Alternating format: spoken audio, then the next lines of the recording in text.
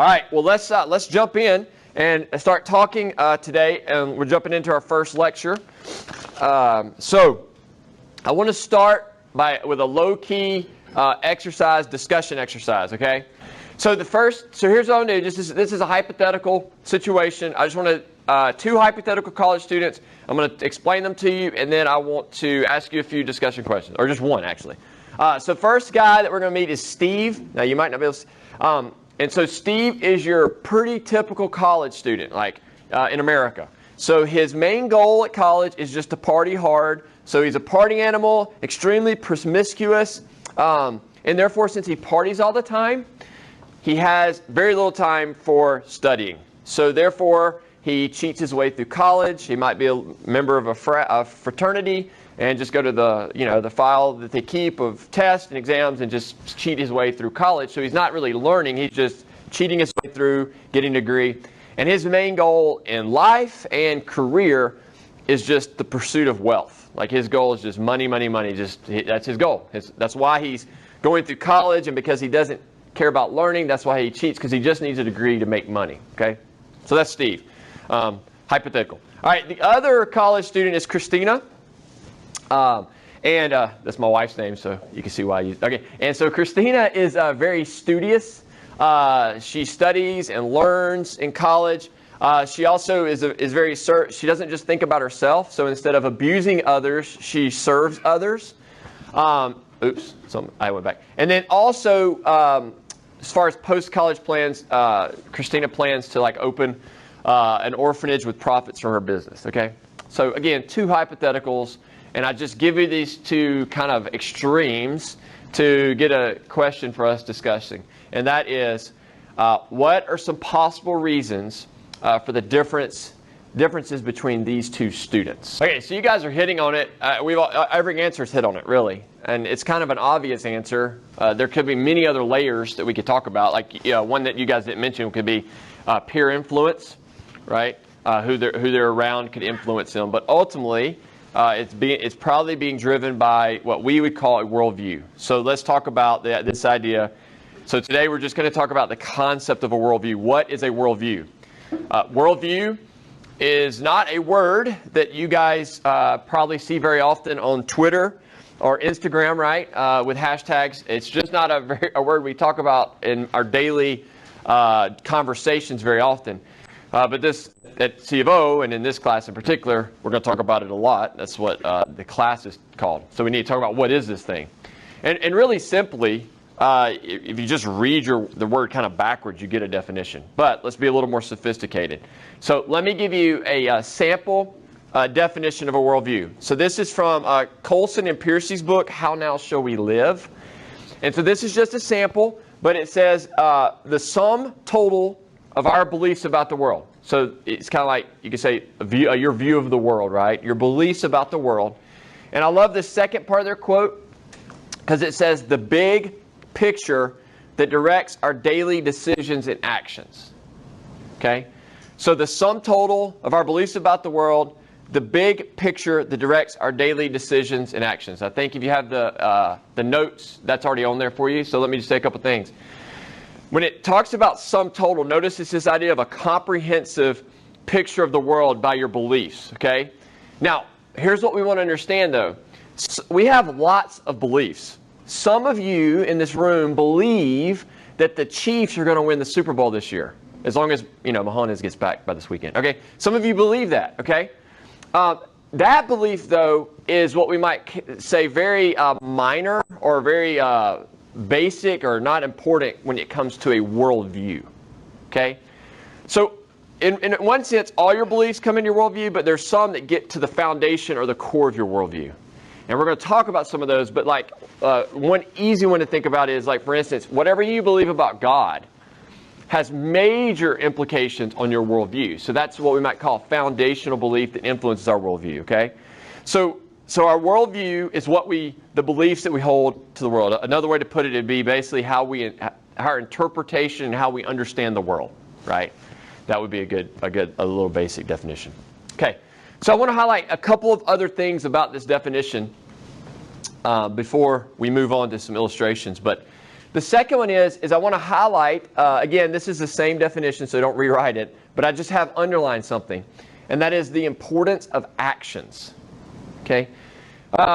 So when you think about beliefs, you usually simply think, when I think about my beliefs about the world, I think about cognitively, in other words, what I believe. But oftentimes we have a disconnect between what we believe and our actions. And I love this definition because it highlights the fact that what we believe about the world affects how we live in the world. Okay? So let's talk about, let me give you a couple of illustrations on this. And let's just jump on and piggyback on what I just said. Think about how what you believe about God affects how you live. Okay? So let me go with the first one. I would argue that most people in our culture view God as either like a cosmic Santa Claus or like a cosmic granddad. Okay? Think about Santa Claus. Although the song says that, he determines what you get by whether you're naughty or nice, we all know that he actually determines it by whether you're rich or poor. But anyway, the point is that usually when we view Santa Claus, he's just this really jolly guy in the sky who gives us gifts. Or if you had, a good grandparent, grandparents, their philosophy is spoil them and send them back to their parents, right? And so a lot of people view God that way. In other words, they view God in the sense of he just is he's this big guy in the sky who basically exists to give me stuff and make me happy, right? Now, here's my question, you guys. If that's your view of God, how does that affect how you live? Okay, so good. So like a grandparent, usually low consequences, right? Low discipline. Soft on the discipline. So if you think God is soft on the discipline, then you're probably going to live a little, we might say, wilder, a little less in obedience, because you're not afraid of him punishing you or disciplining you. Okay, that's one. What else? What's another way that might play itself out? So let me kind of guide you here.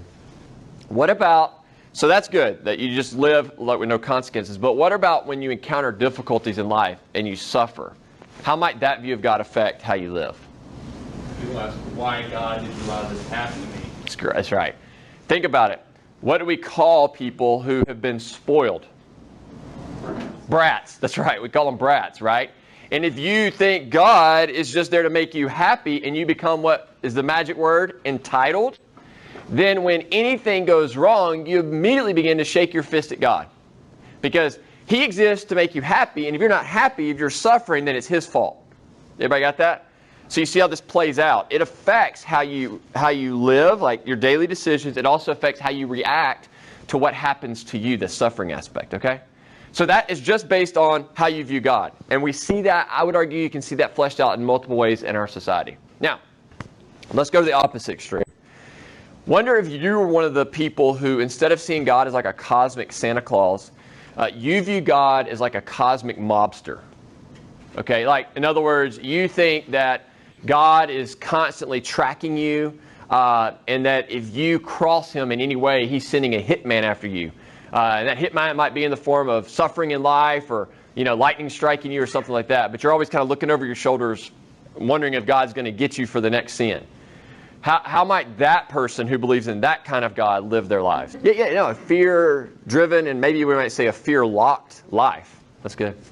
Yes, sir. They would do all the right things for all the wrong reasons. Oh, that's good. Yeah, that's good. They might be a person who they might become very legalistic, right, and just check their checklist off so they can get it. Good.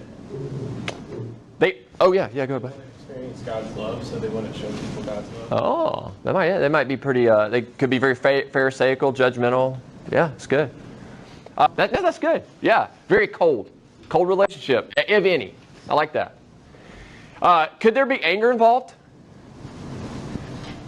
Yeah, I would say resentment maybe. If that's their conception of God, they actually might resent that and grow angry at God and bitter towards God. So it's like in both situations, there's anger towards God, but they're for different reasons. Even as Christians, the whole basis for us showing grace to others is the grace that's been shown to us. So if you miss that first step, it's really hard to show it. It's good. Thank you, guys. So I just wanted to use that as an example of that. Let me say one other thing on this point, and then we're going to move forward. And that is, it says it directs our daily decision and actions. Let me ask you this question. Does anyone live consistently with what they believe? Anybody want to volunteer to say they do? Because I'll just ask your friends and they'll tell me the truth. But that's the point. None of us do, right? Me, you, no one. The only person that ever has would be Christ, right? So in one sense, we can all say that we are what? What do we call somebody who doesn't live consistently with their beliefs? Hypocrites. We're all hypocrites, right? Now, usually that word is used for people who are like, a little bit more exaggerated hypocrites. However, here's the deal. One of the things that is involved in living consistently with our beliefs is our heart. So think about it. You've all maybe experienced this personally, but we've all heard it in the news of, like, say, a pastor or even a politician, some leader who profess to be like have integrity and stuff, and then it comes out in the news that they have basically been involved in inappropriate sexual relationships. They've not handled money properly. The list could go on and on, right? We've all heard of that. And if you think about it, oftentimes what happens is they didn't change their beliefs. They didn't say, oh, I think this action is okay. What did they do? Well, you guys all, have you ever done something that you knew was wrong? What do you tend to do immediately? Yes, you rationalize it, right? You rationalize it, right? And we're really good at this because what happens is when we have an inconsistency between what we want and what we believe, we rationalize, or like somebody said, make excuses. We try to explain to ourselves why we should be the exception, right? So it's like the guy who has an affair and he says, the reason I had it is because I really loved her and I know God will want me happy, right? That's an excuse. That's a bad rationalization to destroy a family, right? And so that's what we do. So here's the important part. You can believe certain truths, but your beliefs have to be followed by your heart. If your heart's not in it, you're not going to live it. So what does that look like if we hold? So right now we're talking just worldviews in general, but let's just talk about Christian worldview. What that means as a Christian worldview is if all you have is head knowledge of the Christian view, you're never going to live consistently. You have to actually worship and love. That's where the heart comes in. So it's heart and mind. And that many times our inconsistencies are because our heart is strayed from what we truly say we believe that we love. Okay? Now, another reason might be this, that part of maturing is simply living consistently.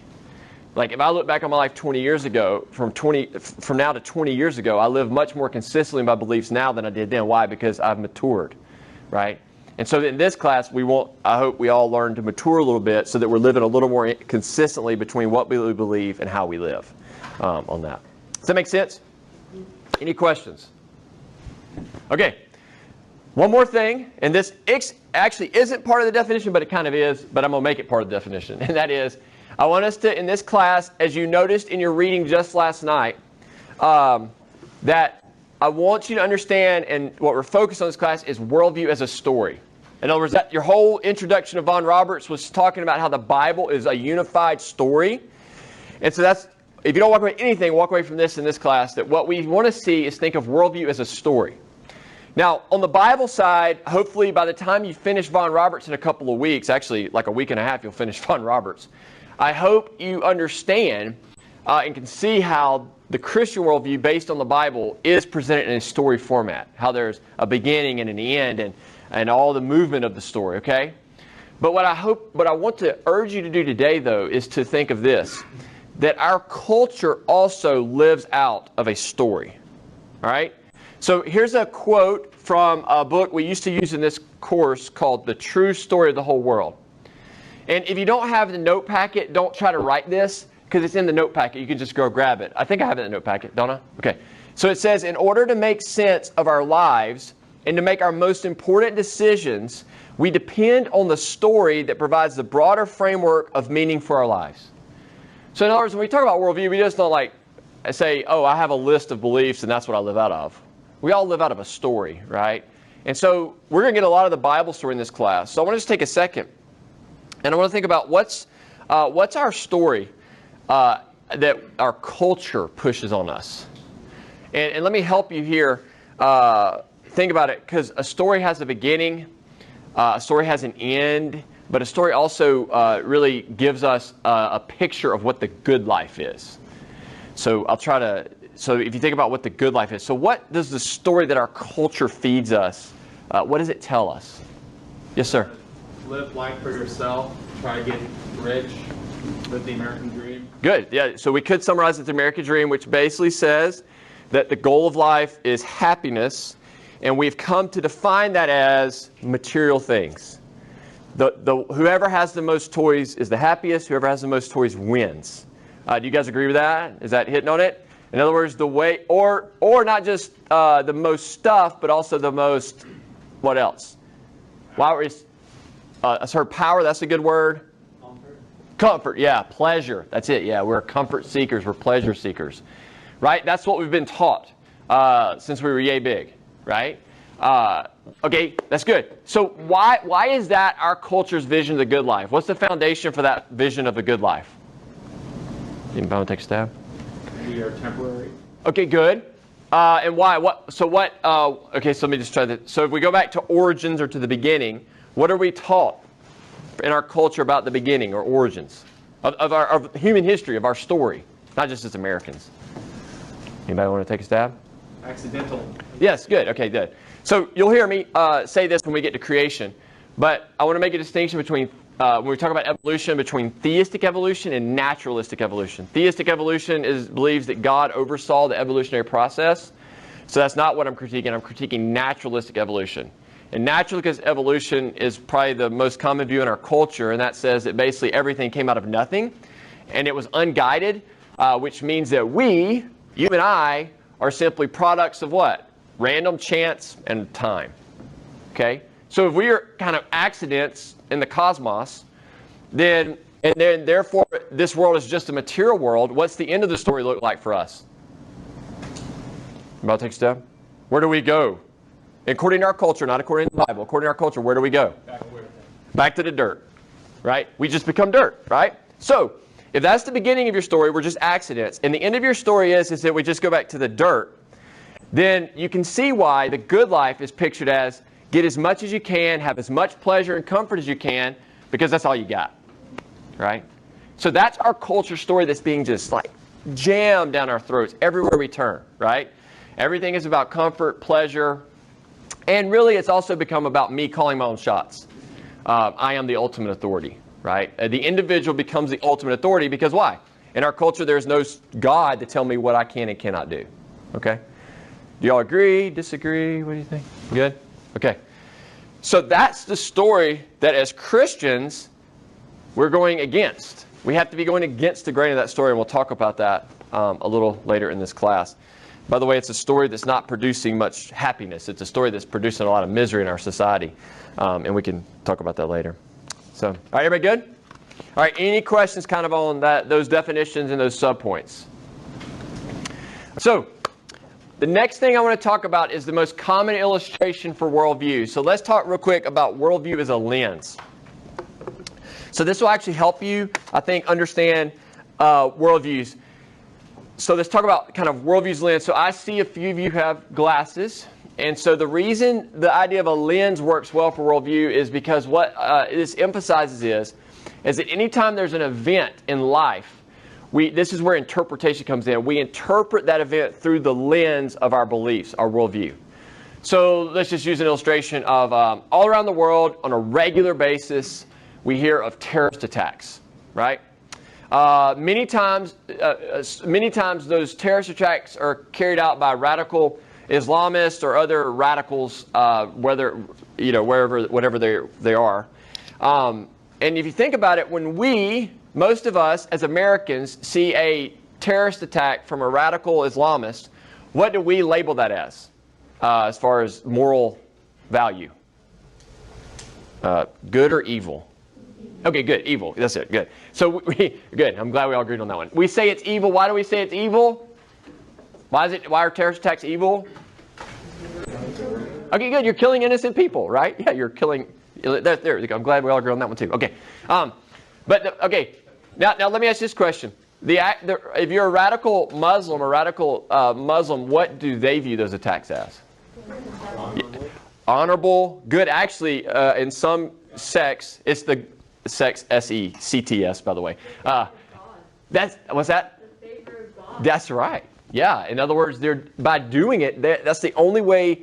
The suicide bomber, they're guaranteed immediately to be in the presence of Allah in paradise. So same act. Is anything different? You have a car drives into the basement of the bottom of a building and explodes. Same act, right? Same event. But you have two opposite interpretations of the event.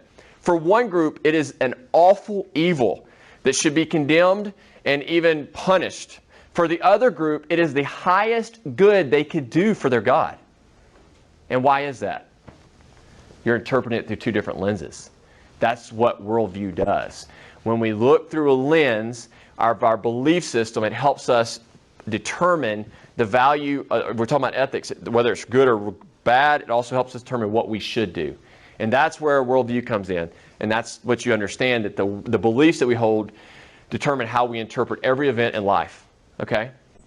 Now, I actually like, instead of glasses, I prefer the illustration of a contact lens. Okay? So I wear contacts. If I didn't, I would not even be able to see your faces in front of me. So I wear contacts. So there's two reasons I like contacts better. Let me explain these.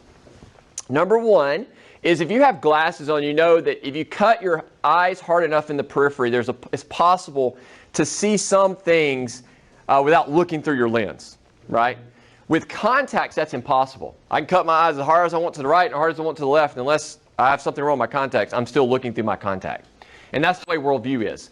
With worldviews, we are always interpreting the world through those beliefs in our worldviews. There's no way to get around them, okay? That's the first thing. But the second thing the reason I like a contact lens as an illustration is because if I think about my contacts, I'd say 98% of the time, I am completely unaware that I'm wearing contacts. Like as far as, I'm not thinking about them. Like they're on the subconscious level. I don't even think about my contacts. I just go about viewing life and enjoying life with my contacts in. And that's the same way some people, all our worldviews are. Most people never think about how their worldview, how their beliefs influence how they interpret reality. Okay, so let me tell you a story about, I once heard a story about a British man who lived in Minnesota, okay? And he finally got fed up of every time he met somebody new in town, he got fed up of them making a comment about his accent, okay? Because obviously in Minnesota, a British accent is going to stand out. So what he started doing is, whenever someone would comment on his accent, he would respond by saying something about their accent. And you know what most people said in response to his comment? That's exactly right. They said, I don't have the accent. Now, you guys know, you've heard people from Minnesota. Do they have accents? They're very strong accents, right? But why didn't they see that they had an accent? Because that's what they usually see. Because Here. That's right. Everybody around them talked that way. It was the odd guy out whose accent they picked up on because they just got used to hearing everybody. And here's the thing. In our culture, especially in our culture today, everybody is accustomed to interpreting the world through a very secular worldview, through a very pleasure, comfort-driven worldview, naturalistic worldview that we just described. That story we just described has become so commonplace that most people would say, I'm not interpreting the world through a worldview, that's how it is. When in all reality, they're looking through their lens. And their lens that they're looking through is what we'll talk about next period. It's called naturalism and postmodernism and some of these other worldviews. But they're still looking at it through a lens. And so what this means is what we have to do is we have to ask ourselves, what? Do I have the right prescription? If you wear glasses or contacts, you know that you can go to the eye doctor and think you're good, and then he or he or she upgrades your prescription, and all of a sudden, wow, I really wasn't seeing like I was supposed to. And guess what? That can still work with worldviews. And so we're going to talk about that a little bit, a little later. Does that make sense? All right, so let's keep building. So we're kind of done thinking about definition, illustrations. Now I want to talk about some other kind of factors involved in a worldview. And the first one I want to talk about is what we might call articulating our worldview. So for example, in that illustration we just used earlier of worldview as a story, and we talked about our culture's story, there were certain things that we were asking. Like I said, what is the good life? That's where we started, right? So if you think about a worldview, we want to think about what are some of the foundational questions that a worldview should answer for us. So yes, so worldview, one of the questions the world needed to answer is the question of morality. What is right and what is wrong? There are very few people who don't think there are very few people who are willing to say that nothing's wrong with the world, right? Everybody thinks there's something wrong. We just disagree on what we think's wrong. Okay, so good. Yes. Okay, so the God question's monster, right?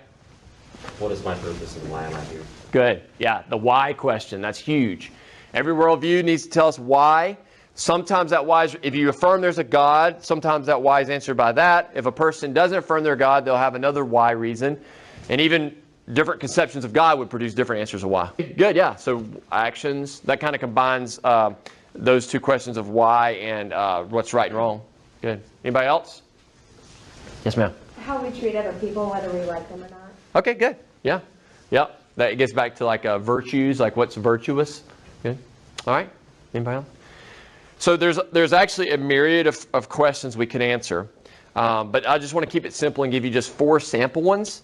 These are really easy. But this is just kind of give you an idea of what type of questions. You remember earlier we talked about how there's foundational worldview, like beliefs, and then there's some other, there's just like, things that I believe that really don't matter.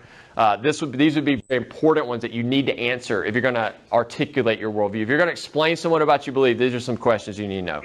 So these questions I've taken from the book, The True Story of the Whole World, which I told you about earlier. But they're really simple.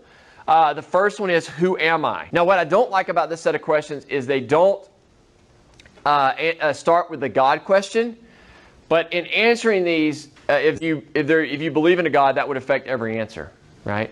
So who am I would be answering the question, am I a human being that's created in the image of God? Or am I simply just a cosmic accident? Right? That's 2 big choices we have in our culture. Cosmic accident or a human created in the image of God. 2, where am I? That is very closely related to the first, right?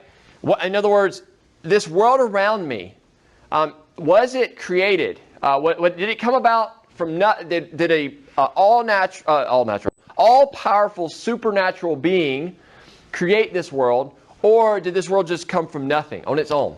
Okay, that's a big question that we have to ask on that question. Where am I? Another question that we'll talk about there's one worldview that would say this world is just an illusion. Like this world's actually not here. We just live in an illusion all the time. That could be one option there. Okay. The other question is, what is wrong? That would go there. A few of you touched on this question.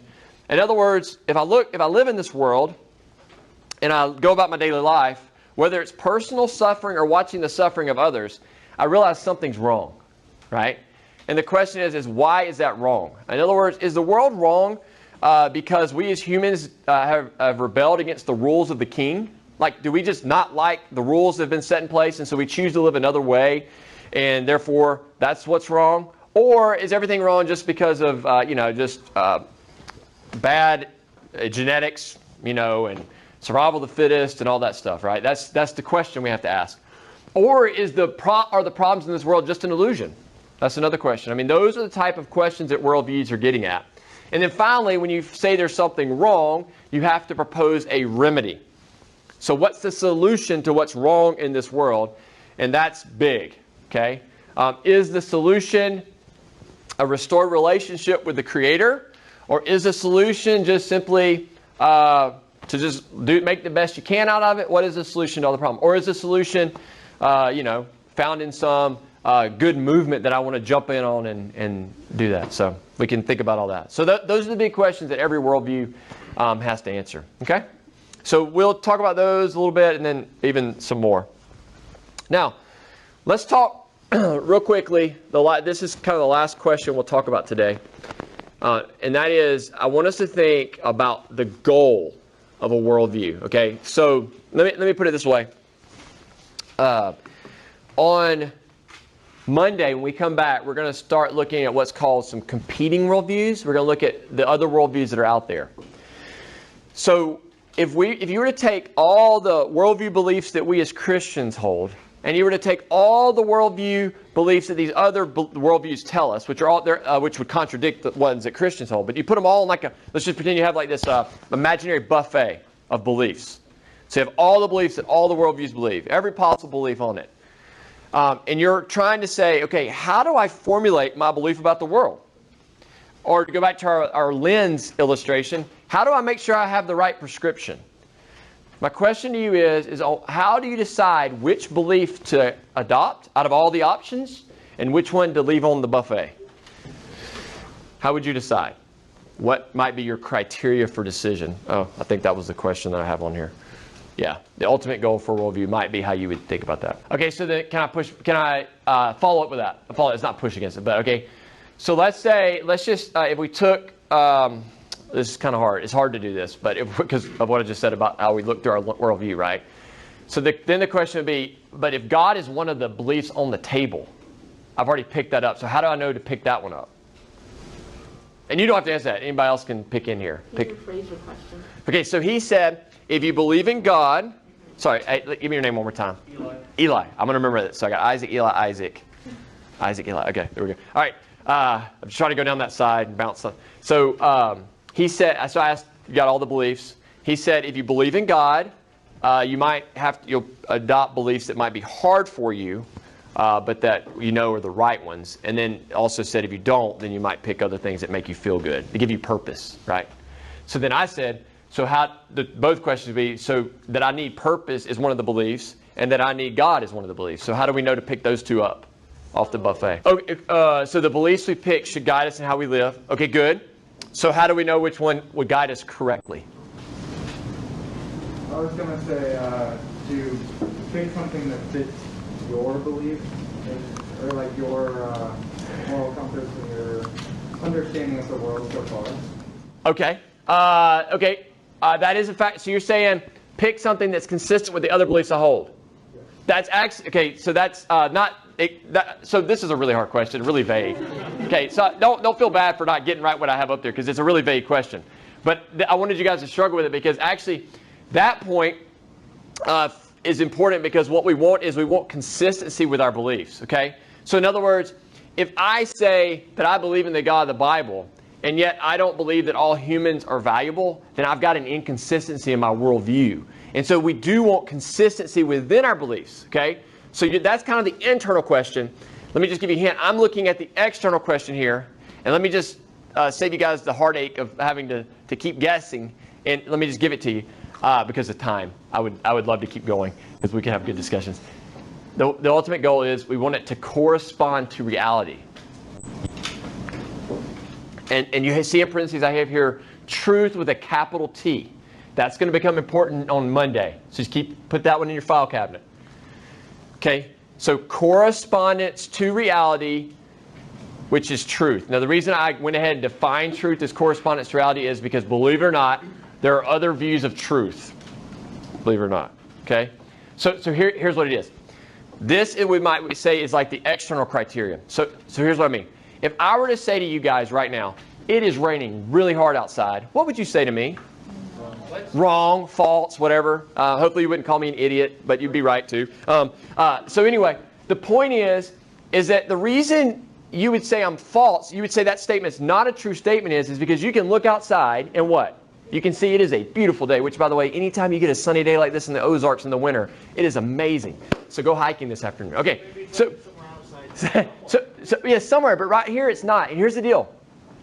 We are really good at calling beliefs false when we can observe it. Does that make sense? That's called empirical evidence. As Americans, we are really good at this. In other words, if I can see it, if I can touch it, and somebody contradicts it, I have no problem telling them they're false. But when do we have a problem telling people they're false or wrong in our society? When we can't touch it and we can't see it. And you know what category the worldview beliefs go in? The latter. And we'll talk about on Monday what our culture does with that. But right now, let me just say this, is when you're at the buffet table of options, you want to ask yourself, does this belief make sense in light of what I've experienced about the world? That's the truth question. Is it true? Does it fit reality? That's what we want with our worldviews. We want them to be true. We don't want to believe a lie. We don't want to believe what's false. Okay? Now, obviously, as you'll see in 2 weeks, we're going to make an argument that Christianity is the true story of the world, right? We're going to make that argument. But I want to take a step back before we get there and say this, is that you need to be convinced in your mind that it's true. And the way we do that is by living life and observing reality in line of what the Bible tells us life is like and reality is. Okay? And so we want to embrace truth. There's a really great Christian philosopher named J.P. Moreland who tells this radical story. I mean, some of you will probably, this is not a good way to end class, but he said he would tell his kids at dinner that if they ever became convinced that Christianity was false, he would encourage them not to believe it. And he said because he wanted them to pursue truth, because he realized that if you pursue truth and you find it, you're going to cling to it a little tighter, right? And so I encourage you guys to do the same in this class. That's why Free Question Friday is so important. If you have tough questions that are important for you to answer the why questions and ask them, okay? So we want to be truth seekers on that. And truth is not limited to what we can see and touch. Truth also involves unseen realities that we experience on a daily basis.